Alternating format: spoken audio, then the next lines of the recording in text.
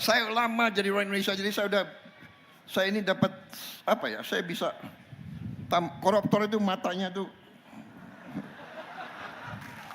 Saudara-saudara, tadi saya sebut terima kasih ke pejabat-pejabat tadi itu.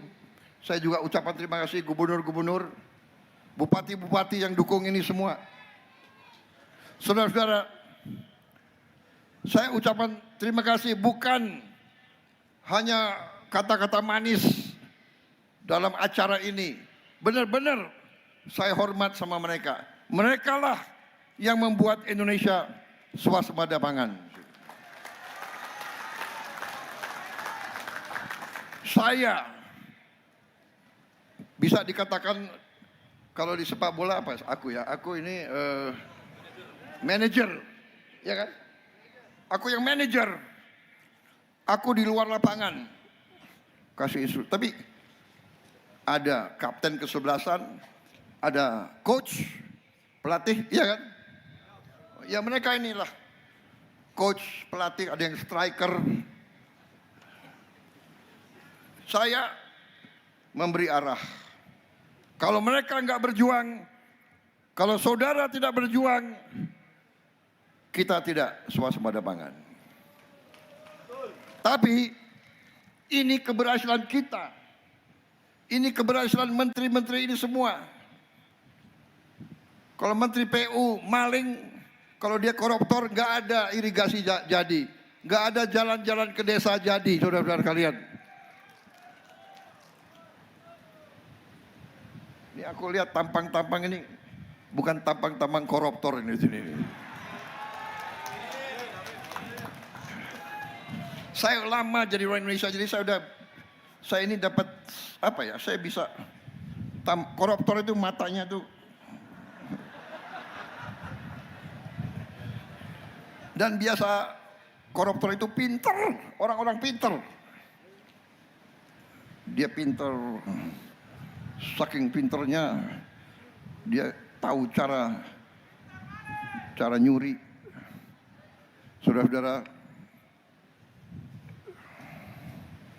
kita bekerja keras, pekerjaan tidak ringan. Kita tidak mau ungkit-ungkit, tidak mau cari kesalahan. Tapi kita harus berani melihat kekurangan-kekurangan kita sendiri. Kita harus berani memperbaiki kekurangan-kekurangan kita. Jangan kita selalu tidak mau mengerti kekurangan dan kesalahan kita. Saudara-saudara sekalian, kekayaan kita banyak dirampok, banyak dicuri, dan ini akan kita hentikan, saudara-saudara sekalian. Saya bertekad bersama tim saya untuk menghentikan kekayaan Indonesia dicuri.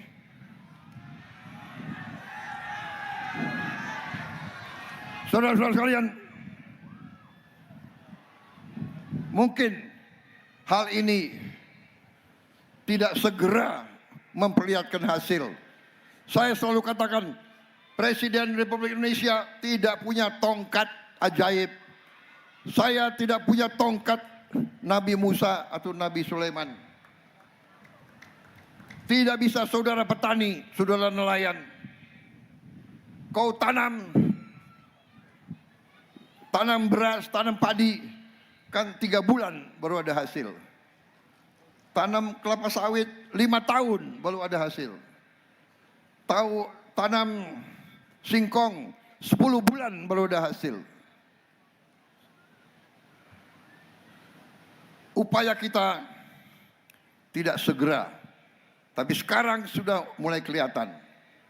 Usaha kita yang sudah kelihatan di depan mata, bukan di depan mata, nyata, yaitu swasembada pangan. Saudara-saudara sekalian, ada yang kemarin tadi saya sebut, berapa tahun yang lalu, profesor-profesor banyak yang pintar ekonomi itu, saya nggak mengerti. Sampai ada yang mengatakan, untuk apa melindungi petani Indonesia, kalau petani Vietnam lebih efisien, kalau petani Vietnam lebih produktif, saya kira ini pemikiran yang sesat. Dan saya tetap berpendirian seperti itu, dan sekarang sejarah membuktikan bahwa pendirian saya itu yang benar, saudara-saudara sekalian. Bayangkan dalam keadaan krisis, waktu COVID, kita mau import, negara yang punya beras tidak mau izinkan berasnya keluar dari negaranya. Bayangkan,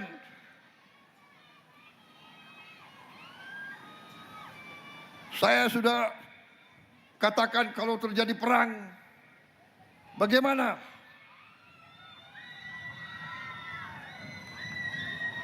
Ya, terima kasih. Sabar dulu ya. Aku harus selesaikan sambutan saya ini. Anak-anak itu ya. Oke. Ada juga yang nggak setuju MBG. Harusnya mereka yang nggak setuju MBG datang ke sini ya. Tanya itu petani nelayan, MBG perlu atau tidak? Tanya anak-anak, MBG perlu atau tidak?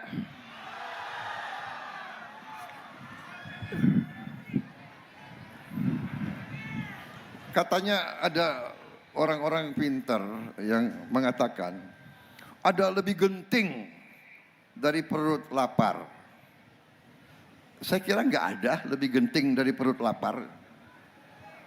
Orang perut lapar itu kalau nggak segera diisi, ya dia mati.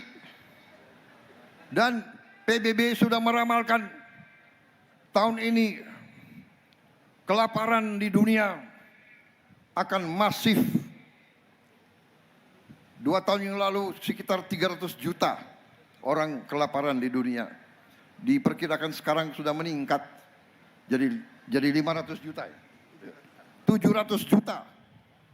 FAO memberi warning. Dan saudara-saudara, alhamdulillah kita sekarang sudah mulai ekspor. Kita sekarang bantu negara-negara lain, saudara-saudara sekalian.